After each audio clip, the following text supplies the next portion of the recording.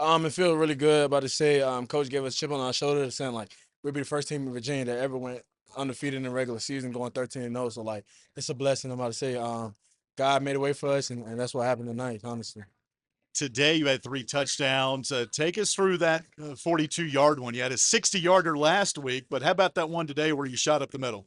It really was just trusting the technique and not bouncing out of the hole because it was a trap play and like it just busted wide open. X knocked the dude out and then just cutting right off. I really didn't even have to cut. I just ran straight behind X and Jay White right there, and like it was just clear daylights after that. It was just I had to trust myself to get to the end zone. That's what I did. Here's a stat for you, Quinton. 411 yards on the ground for this team, a FBS record for Liberty, but not a 100-yard rusher. And I know y'all don't care who gets the credit. So how balanced was this rushing attack here today? It was very balanced. I would say we have a bunch of good athletes, a bunch of good running backs. Salt, he can run the ball.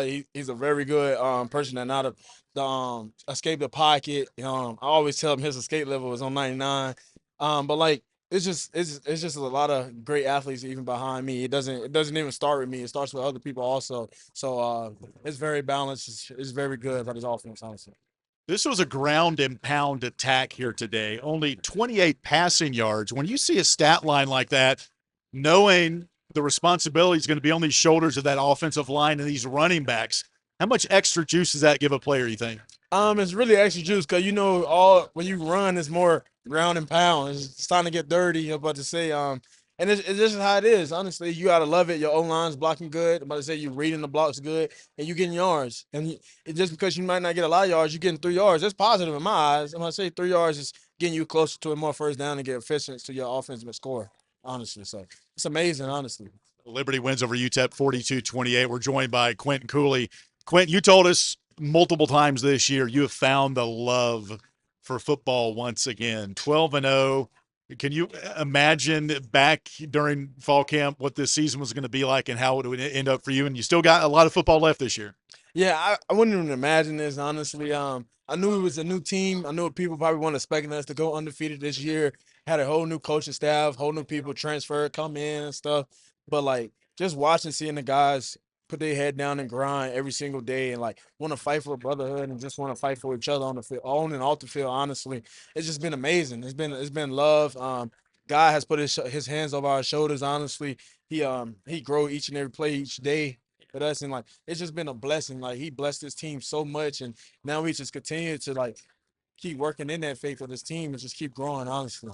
And now you look ahead to Friday night in Lynchburg, Conference USA Championship, New Mexico State, round two. What's in store for these Liberty fans on Friday night? It's gonna be a good game. It's gonna be a hard fight, good game. I'm glad we back home so the fans can see. Honestly, I love the fans. So just got that home field advantage. We just gotta come out ready to play. Honestly. Like I say, the games aren't one on Saturdays, it's one during the week of practice. I feel like the foundation that we have set for ourselves is a high standard that allows us to come out here every week, and be dominant and just go out there and play our game. Speaking of dominant, your defense today held them to 50 yards on the ground, a season low for your rush defense.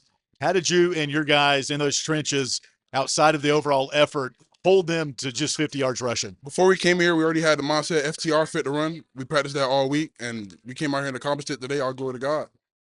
This offense also piled up 411 yards rushing, a FBS high for Liberty football.